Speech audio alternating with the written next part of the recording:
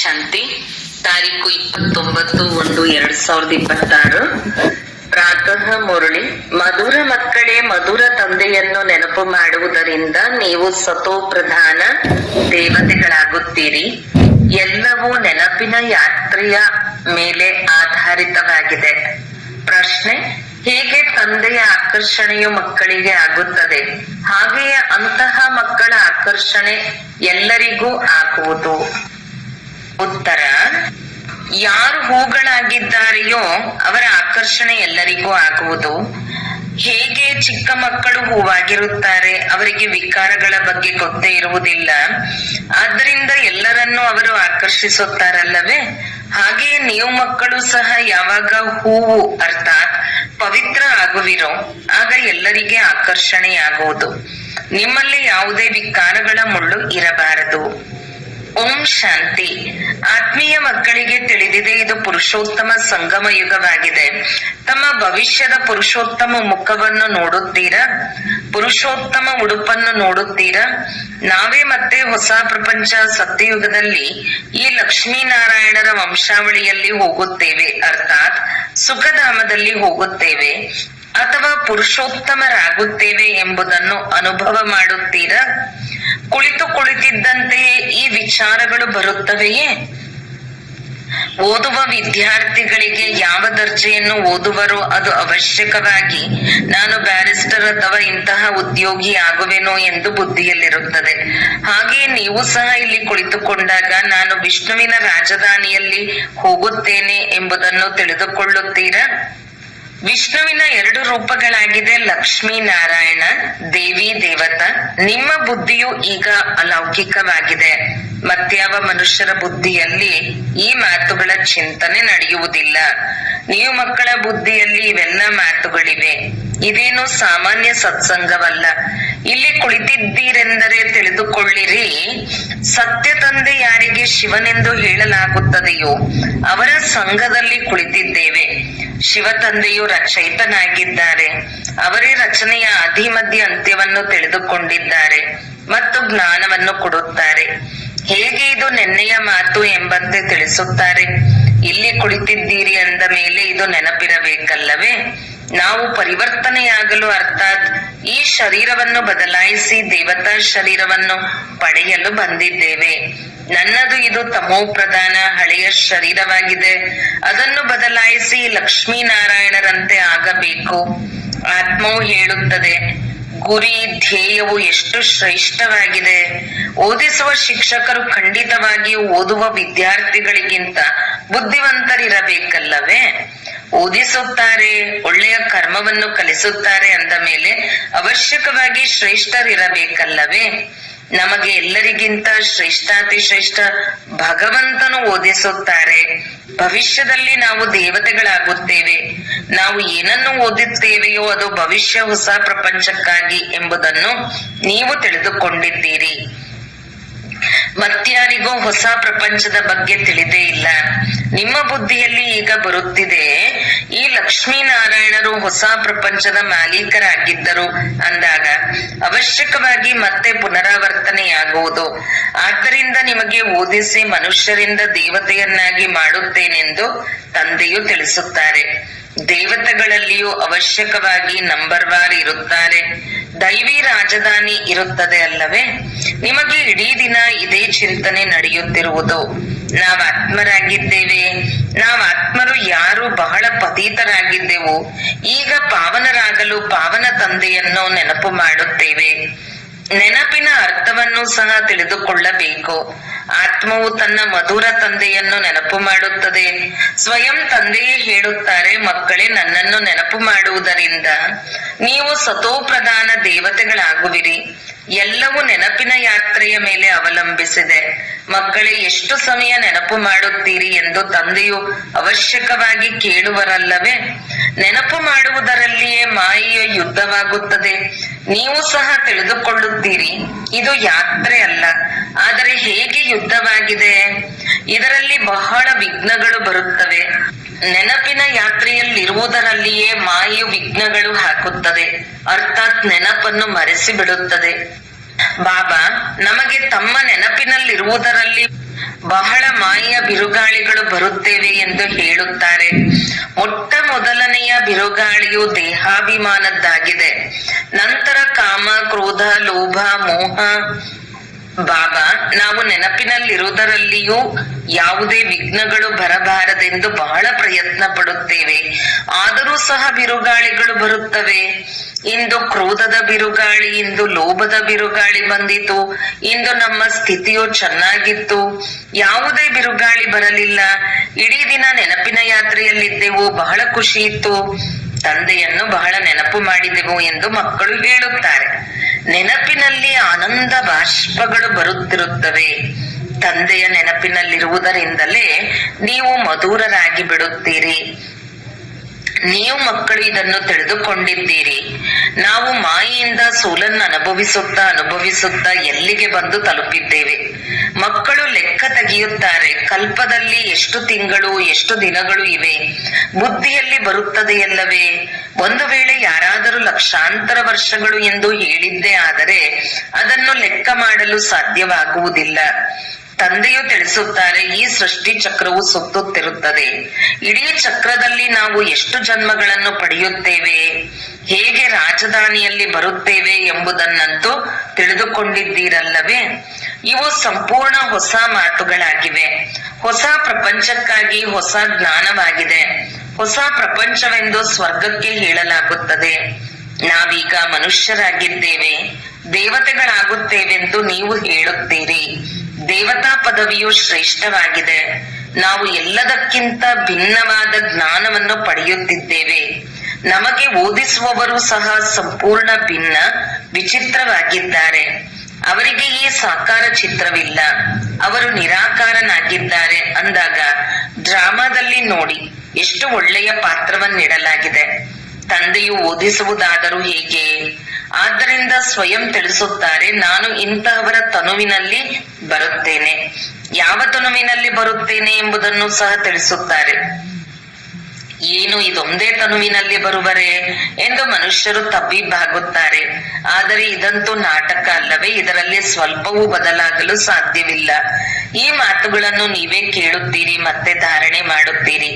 ಹೇಗೆ ನಮಗೆ ಶಿವ ತಂದೆಯು ಓದಿಸುತ್ತಾರೆಂದು ಅನ್ಯರಿಗೆ ತಿಳಿಸುತ್ತೀರಿ. ಆತ್ಮವೇ ಓದುತ್ತದೆ, ಆತ್ಮವೇ ಮತ್ತೆ ಅನ್ಯರಿಗೆ ಓದಿಸುತ್ತದೆ. ಆತ್ಮವೇ ಕಲಿಯುತ್ತದೆ, ಕಲಿಸುತ್ತದೆ. ಆತ್ಮವು ಬಹಳ ಅಮೂಲ್ಯವಾಗಿದೆ. ಆತ್ಮ ಅವಿನಾಶಿ, ಅಮರನಾಗಿದೆ. ಕೇವಲ ಶರೀರವು ಸಮಾಪ್ತಿಯಾಗುತ್ತದೆ.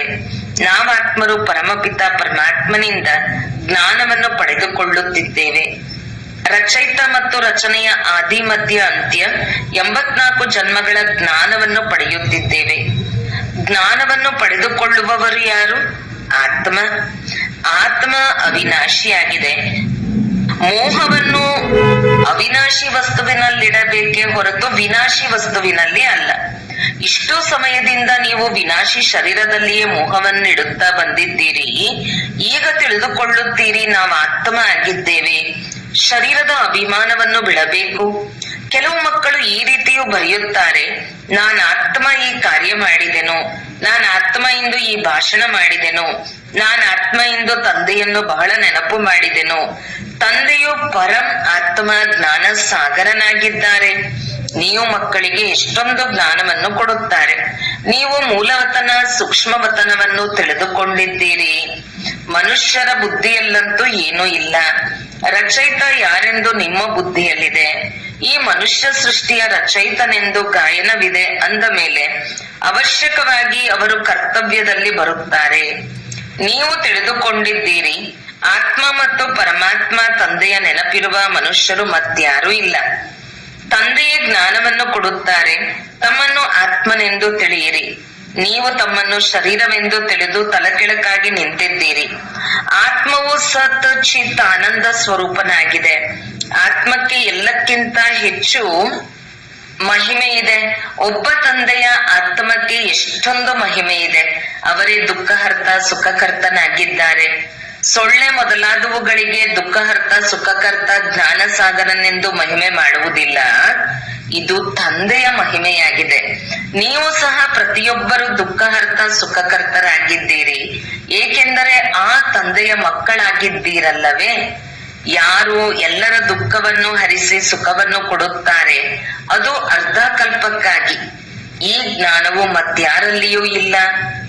ಜ್ಞಾನಪೂರ್ಣನು ಒಬ್ಬರೇ ತಂದೆಯಾಗಿದ್ದಾರೆ. ನಮ್ಮಲ್ಲಿ ಜ್ಞಾನವಿಲ್ಲ, ಒಬ್ಬ ತಂದೆಯನ್ನೇ ತಿಳಿದುಕೊಂಡಿಲ್ಲ ಅಂದ ಮೇಲೆ ಇನ್ಯಾವ ಜ್ಞಾನವಿರುವುದು? ಈಗ ನೀವು ಅನುಭವ ಮಾಡುತ್ತೀರಿ, ನಾವು ಮೊದಲು ಜ್ಞಾನವನ್ನು ಪಡೆದುಕೊಳ್ಳುತ್ತಿದ್ದೆವು, ಆದರೆ ಏನನ್ನೂ ತಿಳಿದುಕೊಂಡಿರಲಿಲ್ಲ. ಹೇಗೆ ಚಿಕ್ಕ ಮಕ್ಕಳಲ್ಲಿ ಜ್ಞಾನವು ಇರುವುದಿಲ್ಲ ಮತ್ತು ಯಾವುದೇ ಅವಗುಣಗಳು ಇರುವುದಿಲ್ಲ, ಆದ್ದರಿಂದ ಅವರಿಗೆ ಮಹಾತ್ಮರೆಂದು ಹೇಳಲಾಗುತ್ತದೆ, ಏಕೆಂದರೆ ಪವಿತ್ರವಾಗಿದ್ದಾರೆ. ಎಷ್ಟು ಚಿಕ್ಕ ಮಗುವೋ ಅಷ್ಟು ನಂಬರ್ 1 ಹೂವಾಗಿದೆ. ಅಂತಹವರದು ಹೇಗೆ ಕರ್ಮಾತೀತ ಸ್ಥಿತಿಯಾಗಿದೆ, ಏಕೆಂದರೆ ಕರ್ಮ ವಿಕರ್ಮ ಏನೂ ಗೊತ್ತಿರುವುದಿಲ್ಲ, ಕೇವಲ ತನ್ನನ್ನೇ ತಿಳಿದುಕೊಂಡಿರುತ್ತಾರೆ. ಅವರು ಹೂವಾಗಿದ್ದಾರೆ, ಆದ್ದರಿಂದ ಎಲ್ಲರನ್ನೂ ಆಕರ್ಷಿಸುತ್ತಾರೆ. ಹೇಗೆ ಶಿವತಂದೆಯು ಆಕರ್ಷಿಸುತ್ತಾರಲ್ಲವೇ? ತಂದೆಯು ಬಂದಿರುವುದೇ ನಿಮ್ಮೆಲ್ಲರನ್ನೂ ಹೂಗಳನ್ನಾಗಿ ಮಾಡಲು.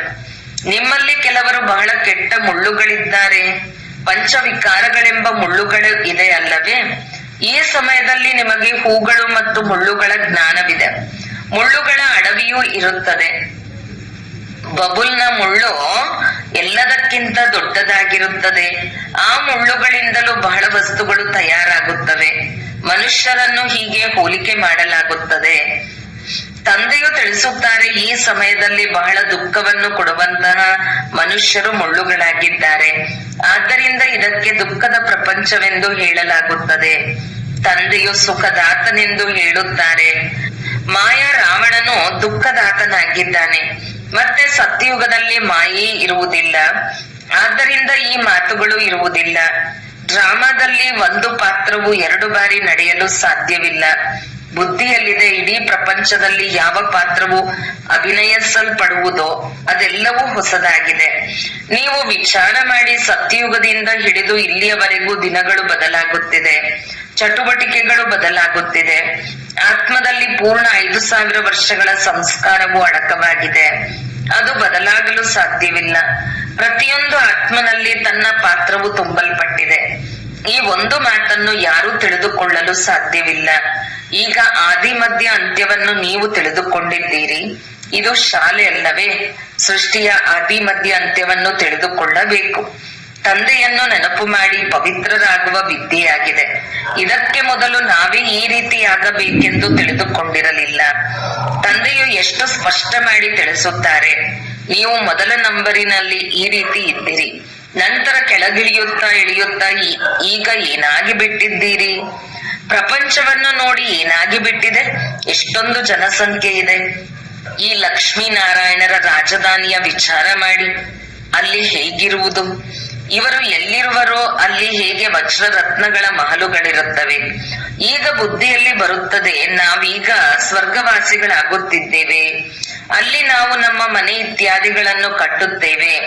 ಚಿನ್ನದ ದ್ವಾರಿಕಾ ಸಾಗರದಿಂದ ಹೊರಬರುತ್ತಿದೆ ಅಂದಲ್ಲ, ಇದನ್ನು ಶಾಸ್ತ್ರಗಳಲ್ಲಿ ತೋರಿಸಿದ್ದಾರೆ. ಶಾಸ್ತ್ರ ಎಂಬ ಹೆಸರೇ ನಡೆದು ಬರುತ್ತದೆ, ಮತ್ಯಾವುದೇ ಹೆಸರನ್ನಿಡುವುದಿಲ್ಲ. ಮತ್ತೆಲ್ಲವೂ ವಿದ್ಯೆಯ ಪುಸ್ತಕಗಳಾಗಿರುತ್ತದೆ. ಇನ್ನು ಕೆಲವು ಕಾದಂಬರಿಗಳಿರುತ್ತದೆ, ಬಾಕಿ ಇದಕ್ಕೆ ಮಾತ್ರ ಪುಸ್ತಕ ಅಥವಾ ಶಾಸ್ತ್ರವೆಂದು ಹೇಳುತ್ತಾರೆ. ಅದು ವಿದ್ಯೆಯ ಪುಸ್ತಕಗಳಾಗಿವೆ. ಶಾಸ್ತ್ರಗಳನ್ನು ಓದುವವರಿಗೆ ಭಕ್ತರೆಂದು ಹೇಳಲಾಗುತ್ತದೆ.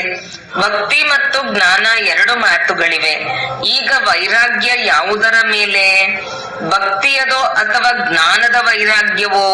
ಅವಶ್ಯಕವಾಗಿ ಭಕ್ತಿಯ ವೈರಾಗ್ಯವೆಂದು ಹೇಳುತ್ತಾರೆ. ಈಗ ನಿಮಗೆ ಜ್ಞಾನ ಸಿಗುತ್ತಿದೆ, ಇದರಿಂದ ನೀವು ಎಷ್ಟು ಶ್ರೇಷ್ಠರಾಗುತ್ತೀರಿ. ಈಗ ತಂದೆಯು ನಿಮ್ಮನ್ನು ಸುಖದಾಯಿಯನ್ನಾಗಿ ಮಾಡುತ್ತಾರೆ. ಸುಖಧಾಮಕ್ಕೆ ಸ್ವರ್ಗವೆಂದು ಹೇಳಲಾಗುತ್ತದೆ. ನೀವು ಸುಖಧಾಮದಲ್ಲಿ ಹೋಗುವವರಾಗಿದ್ದೀರಿ, ಆದ್ದರಿಂದ ನಿಮಗೆ ಓದಿಸುತ್ತಾರೆ. ಈ ಜ್ಞಾನವನ್ನು ಸಹ ನಿಮ್ಮ ಆತ್ಮವೇ ತಿಳಿದುಕೊಳ್ಳುತ್ತದೆ. ಆತ್ಮಕ್ಕೆ ಯಾವುದೇ ಧರ್ಮವಿಲ್ಲ, ಅದಂತೂ ಆತ್ಮವೇ ಆಗಿದೆ. ಮತ್ತೆ ಆ ಆತ್ಮವು ಶರೀರದಲ್ಲಿ ಬಂದಾಗ ಶರೀರದ ಧರ್ಮಗಳು ಬೇರೆ ಬೇರೆಯಾಗಿರುತ್ತದೆ. ಆತ್ಮದ ಧರ್ಮ ಯಾವುದು? ಮೊದಲನೆಯದಾಗಿ ಆತ್ಮವು ಬಿಂದು ರೂಪ ಆಗಿದೆ ಮತ್ತು ಶಾಂತ ಸ್ವರೂಪನಾಗಿದೆ. ಶಾಂತಿಧಾಮ ಮುಕ್ತಿಧಾಮದಲ್ಲಿರುತ್ತದೆ. ಈಗ ತಂದೆಯು ತಿಳಿಸುತ್ತಾರೆ, ಎಲ್ಲಾ ಮಕ್ಕಳಿಗೆ ಅಧಿಕಾರವಿದೆ. ಅನೇಕ ಮಕ್ಕಳು ಅನ್ಯ ಧರ್ಮಗಳಲ್ಲಿ ಮತಾಂತರಗೊಂಡಿದ್ದಾರೆ. ಅವರು ಮತ್ತೆ ಬಂದು ತಮ್ಮ ಮೂಲ ಧರ್ಮವನ್ನು ಸೇರುತ್ತಾರೆ. ಯಾರು ದೇವಿ ದೇವತಾ ಧರ್ಮವನ್ನು ಬಿಟ್ಟು ಅನ್ಯ ಧರ್ಮದಲ್ಲಿ ಹೋಗಿದ್ದಾರೆಯೋ ಆ ಎಲ್ಲಾ ಎಲೆಗಳು ಮತ್ತೆ ತಮ್ಮ ಜಾಗಕ್ಕೆ ಹಿಂತಿರುಗಿ ಬರುತ್ತಾರೆ. ಯಾರು ಹಿಂದೂಗಳಿಂದ ಮುಸಲ್ಮಾನರಾಗುವರೋ ಅವರಿಗೆ ಶೇಖ್ ಎಂದು ಹೇಳುತ್ತಾರೆ. ಹೇಗೆ ಶೇಖ್ ಮೊಹಮ್ಮದ್ ಇತ್ಯಾದಿ ಇವೆಲ್ಲ ಮಾತುಗಳನ್ನು ಮತ್ಯಾರು ತಿಳಿದುಕೊಳ್ಳಲು ಸಾಧ್ಯವಿಲ್ಲ. ಮೊಟ್ಟ ಮೊದಲು ತಂದೆಯ ಪರಿಚಯ ಕೊಡಬೇಕು. ಇದರಲ್ಲಿಯೇ ಎಲ್ಲರೂ ತಬ್ಬಿಬ್ಬಾಗಿದ್ದಾರೆ. ನಮಗೆ ಯಾರು ಓದಿಸುತ್ತಾರೆ ಎಂಬುದನ್ನು ನೀವು ತಿಳಿದುಕೊಂಡಿದ್ದೀರಿ. ನೀವು ಮಕ್ಕಳಿಗೆ ಸ್ವಯಂ ತಂದೆಯೇ ಓದಿಸುತ್ತಾರೆ. ಕೃಷ್ಣನಂತೂ ದೇಹಧಾರಿಯಾಗಿದ್ದಾನೆ. ಈ ಬ್ರಹ್ಮಾರವರಿಗೂ ಸಹ ದಾದ ಸಹೋದರ ಎಂದು ಹೇಳುತ್ತಾರೆ. ಎಲ್ಲರೂ ಸಹೋದರ ಸಹೋದರ ಅಲ್ಲವೇ? ಸ್ಥಾನದ ಮೇಲೆ ಆಧಾರಿತವಾಗಿದೆ. ಇದು ಸಹೋದರನ ಶರೀರ, ಇದು ಸಹೋದರಿಯ ಶರೀರವಾಗಿದೆ. ಇದನ್ನು ನೀವು ಈಗ ತಿಳಿದುಕೊಂಡಿದ್ದೀರಿ. ಆತ್ಮವಂತೂ ಒಂದು ಚಿಕ್ಕ ನಕ್ಷತ್ರ ಮಾದರಿಯಾಗಿದೆ. ಇಷ್ಟು ಚಿಕ್ಕ ನಕ್ಷತ್ರಗಳಲ್ಲಿ ಎಷ್ಟೊಂದು ದೊಡ್ಡ ಜ್ಞಾನವಿದೆ. ಈ ಆತ್ಮ ನಕ್ಷತ್ರ ಶರೀರವಿಲ್ಲದೆ ಮಾತನಾಡುವುದಕ್ಕೂ ಸಾಧ್ಯವಿಲ್ಲ. ಈ ನಕ್ಷತ್ರವು ಪಾತ್ರವನ್ನು ಅಭಿನಯಿಸಲು ಅಂಗಗಳು ಬೇಕು. ನಕ್ಷತ್ರಗಳ ಪ್ರಪಂಚವೇ ಬೇರೆಯಾಗಿದೆ. ಮತ್ತೆ ಇಲ್ಲಿ ಬಂದು ಆತ್ಮ ನಕ್ಷತ್ರವು ಶರೀರ ಧಾರಣೆ ಮಾಡುತ್ತದೆ. ಅದು ಆತ್ಮಗಳ ಮನೆಯಾಗಿದೆ. ಆತ್ಮವು ಎಷ್ಟು ಚಿಕ್ಕ ಬಿಂದುವಾಗಿದೆ. ಶರೀರವು ದೊಡ್ಡ ವಸ್ತುವಾಗಿದೆ. ಆದ್ದರಿಂದ ಅದನ್ನು ಎಷ್ಟೊಂದು ನೆನಪು ಮಾಡುತ್ತಾರೆ. ನೀವೀಗ ಒಬ್ಬ ಪರಮಪಿತ ಪರಮಾತ್ಮನನ್ನು ನೆನಪು ಮಾಡಬೇಕು. ಆತ್ಮರು ಮತ್ತು ಪರಮಾತ್ಮನ ಮೇಳವು ಸತ್ಯ ಮೇಳವಾಗಿದೆ. ಆತ್ಮರು ಪರಮಾತ್ಮನಿಂದ ಬಹುಕಾಲ ಅಗಲಿದ್ದರೆಂದು ಗಾಯನವಿದೆ. ನಾವು ತಂದೆಯಿಂದ ಅಗಲಿದ್ದೇವಲ್ಲ, ಎಷ್ಟೊಂದು ಸಮಯ ಅಗಲಿ ಹೋಗಿದ್ದೆವು ಎಂದು ನೆನಪು ಬರುತ್ತದೆ. ತಂದೆಯು ಕಲ್ಪ ಕಲ್ಪ ಏನನ್ನು ತಿಳಿಸುತ್ತಾ ಬಂದಿದ್ದಾರೆ ಅದನ್ನೇ ಬಂದು ತಿಳಿಸುತ್ತಾರೆ. ಇದರಲ್ಲಿ ಸ್ವಲ್ಪವೂ ಅಂತರವಾಗಲು ಸಾಧ್ಯವಿಲ್ಲ. ಕ್ಷಣ ಪ್ರತಿ ಕ್ಷಣ ನಡೆಯುತ್ತದೆಯೋ ಅದು ಹೊಸದಾಗಿದೆ. ಒಂದು ಕ್ಷಣವೂ ಕಳೆಯುತ್ತದೆ, ಒಂದು ನಿಮಿಷ ಕಳೆಯುತ್ತದೆ. ಅದನ್ನು ಹೇಗೆ ಬಿಡುತ್ತಾ ಹೋಗುತ್ತಾರೆ. ಎಲ್ಲವೂ ಕಳೆಯುತ್ತಾ ಹೋಗುತ್ತದೆ. ಆದ್ದರಿಂದಲೇ ಇಷ್ಟು ವರ್ಷಗಳು, ಇಷ್ಟು ದಿನಗಳು, ನಿಮಿಷಗಳು, ಇಷ್ಟು ಸೆಕೆಂಡುಗಳು ಪಾರು ಮಾಡಿ ಬಂದಿದ್ದೇವೆಂದು ಹೇಳುತ್ತಾರೆ. ಪೂರ್ಣ 5000 ವರ್ಷಗಳಿದೆ. ಪುನಃ ಅದು ಒಂದರಿಂದ ಆರಂಭವಾಗುವುದು. ನಿಖರವಾದ ಲೆಕ್ಕ ಅಲ್ಲವೇ? ಕ್ಷಣ ನಿಮಿಷ ಎಲ್ಲವನ್ನೂ ಬರೆಯುತ್ತಾರೆ. ಈಗ ನಿಮ್ಮೊಂದಿಗೆ ಇವರು ಯಾವಾಗ ಜನ್ಮ ಪಡೆದಿದ್ದರೋ ಎಂದು ಯಾರಾದರೂ ಕೇಳಿದರೆ ನೀವು ಲೆಕ್ಕ ಮಾಡಿ ತಿಳಿಸುತ್ತೀರಿ. ಕೃಷ್ಣನು ಮೊದಲನೇ ನಂಬರಿನಲ್ಲಿ ಜನ್ಮ ಪಡೆದಿದ್ದಾನೆ. ಶಿವನ ಅವತರಣೆಯ ನಿಮಿಷ ಕ್ಷಣ ಏನನ್ನೂ ನೀವು ಲೆಕ್ಕ ಮಾಡಲು ಸಾಧ್ಯವಿಲ್ಲ. ಕೃಷ್ಣನ ತಿಥಿ ತಾರೀಕು ಎಲ್ಲವೂ ಬರೆಯಲ್ಪಟ್ಟಿದೆ. ಮನುಷ್ಯರ ಗಡಿಯಾರದಲ್ಲಿ ನಿಮಿಷ ಸೆಕೆಂಡು ಅಂತರವಾಗಲೂಬಹುದು. ಆದರೆ ಶಿವ ತಂದೆಯ ಅವತರಣೆಯಲ್ಲಿ ಏನೂ ಅಂತರವಾಗಲು ಸಾಧ್ಯವಿಲ್ಲ. ಯಾವಾಗ ಬಂದರು ಎಂಬುದು ತಿಳಿಯುವುದೂ ಇಲ್ಲ. ಸಾಕ್ಷಾತ್ಕಾರವಾಯಿತು ಎಂದಲ್ಲ, ನಾನೇ ಈ ರೀತಿ ಆಗುತ್ತೇನೆ ಎಂದು ಸಾಕ್ಷಾತ್ಕಾರವಾಯಿತು. ಒಳ್ಳೆಯದು. ಮಧುರಾತಿ ಮಧುರ ಅಗಲಿ ಹೋಗಿ ಮರಳಿ ಸಿಕ್ಕಿರುವ ಮಕ್ಕಳ ಪ್ರತಿ ಮಾತಾಪಿತಾ ಬಾಪ್ ದಾದಾರವರ ನೆನಪು, ಪ್ರೀತಿ ಹಾಗೂ ಸುಪ್ರಭಾತ. ಆತ್ಮೀಯ ಮಕ್ಕಳಿಗೆ ಆತ್ಮೀಯ ತಂದೆಯ ನಮಸ್ತೆ. ಧಾರಣೆಗಾಗಿ ಮುಖ್ಯ ಸಾರ. 1. ಸುಖಧಾಮಕ್ಕೆ ಹೋಗಲು ಸುಖದಾಯಿ ಆಗಬೇಕು. ಎಲ್ಲರ ದುಃಖವನ್ನು ದೂರ ಮಾಡಿ ಸುಖ ಕೊಡಬೇಕು. ಎಂದೂ ದುಃಖದಾಯಿ ಮುಳ್ಳು ಆಗಬಾರದು. 2. ಈ ವಿನಾಶಿ ಶರೀರದಲ್ಲಿ ಆತ್ಮವೇ ಅತ್ಯಮೂಲ್ಯವಾಗಿದೆ. ಅದೇ ಅಮರ ಅವಿನಾಶಿಯಾಗಿದೆ. ಆದ್ದರಿಂದ ಅವಿನಾಶಿ ವಸ್ತುವಿನೊಂದಿಗೆ ಪ್ರೀತಿಯನ್ನಿಡಬೇಕು. ದೇಹದ ಅಭಿಮಾನವನ್ನು ಕಳೆಯಬೇಕು. ವರದಾನ. ತಮ್ಮ ಅನಾದಿ ಆದಿ ಸ್ವರೂಪದ ಸ್ಮೃತಿಯಿಂದ ನಿರ್ಬಂಧನರಾಗುವ ಹಾಗೂ ಅನ್ಯರನ್ನು ನಿರ್ಬಂಧನರನ್ನಾಗಿ ಮಾಡುವ ಮರುಜೀವ ಭವ. ಹೇಗೆ ತಂದೆಯವರು ಲೋನ್ ತೆಗೆದುಕೊಳ್ಳಲು ಬಂಧನದಲ್ಲಿ ಬರುವುದಿಲ್ಲ, ಹಾಗೆಯೇ ತಾವು ಮರುಜೀವ ಜನ್ಮವಿರುವ ಮಕ್ಕಳು ಶರೀರದ ಸಂಸ್ಕಾರದ ಸ್ವಭಾವದ ಬಂಧನಗಳಿಂದ ಮುಕ್ತರಾಗಿರಿ. ಯಾವಾಗ ಬೇಕೋ ಹೇಗೆ ಬೇಕೋ ಹಾಗೆಯೇ ತಮ್ಮ ಸಂಸ್ಕಾರವನ್ನು ಮಾಡಿಕೊಳ್ಳಿರಿ. ಹೇಗೆ ತಂದೆಯು ನಿರ್ಬಂಧನ ಆಗಿದ್ದಾರೆಯೋ ಹಾಗೆಯೇ ನಿರ್ಬಂಧನರು ಆಗಿರಿ. ಮೂಲವತನದ ಸ್ಥಿತಿಯಲ್ಲಿ ಸ್ಥಿತರಾಗಿ ನಂತರ ಕೆಳಗೆ ಬನ್ನಿರಿ. ತಮ್ಮ ಅನಾದಿ ಆದಿ ಸ್ವರೂಪದ ಸ್ಮೃತಿಯಲ್ಲಿರಿ. ಅವತರಣೆಯಾದ ಆತ್ಮನೆಂದು ತಿಳಿಯುತ್ತಾ ಕರ್ಮವನ್ನು ಮಾಡುತ್ತೀರೆಂದರೆ ಅನ್ಯರೂ ಸಹ ತಮ್ಮನ್ನು ಅನುಕರಣೆ ಮಾಡುವರು. ಸ್ಲೋಗನ್: ನೆನಪಿನ ವೃತ್ತಿಯಿಂದ ವಾಯುಮಂಡಲವನ್ನು ಶಕ್ತಿಶಾಲಿಗೊಳಿಸುವುದು ಇದು ಮನಸ್ಸ ಸೇವೆ ಆಗಿದೆ. ಅವ್ಯಕ್ತ ಸೂಚನೆ: ಈ ಅವ್ಯಕ್ತ ಮಾಸದಲ್ಲಿ ಬಂಧನ ಮುಕ್ತರಾಗಿ ಜೀವನ್ಮುಕ್ತ ಸ್ಥಿತಿಯ ಅನುಭವ ಮಾಡಿರಿ. ಯಾವುದೇ ರೀತಿಯ ಆಸಕ್ತಿ ಸಂಕಲ್ಪದ ರೂಪದಲ್ಲಿ, ಸಂಬಂಧದ ರೂಪದಲ್ಲಿರಲಿ, ಸಂಪರ್ಕದ ರೂಪದಲ್ಲಿರಲಿ ಅಥವಾ ಸ್ವತಃ ನಿಮ್ಮ ವಿಶೇಷತೆಯ ಮೇಲಿರಲಿ, ಯಾವ ಆಸಕ್ತಿಯಾದರೂ ನಿಮ್ಮನ್ನು ಬಂಧಿತರನ್ನಾಗಿ ಮಾಡುತ್ತದೆ. ಎಂದರೆ ಈ ಆಸಕ್ತಿ ಅಶರೀರಿ ಸ್ಥಿತಿಗೆ ತಲುಪಲು ಬಿಡುವುದಿಲ್ಲ ಮತ್ತು ವಿಶ್ವ ಕಲ್ಯಾಣಕ್ಕಾಗಿ ಸೇವೆಗೆ ಯೋಗ್ಯರಾಗಲು ಬಿಡುವುದಿಲ್ಲ.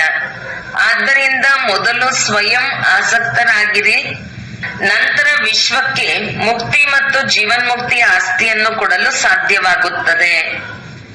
ಓಂ ಶಾಂತಿ.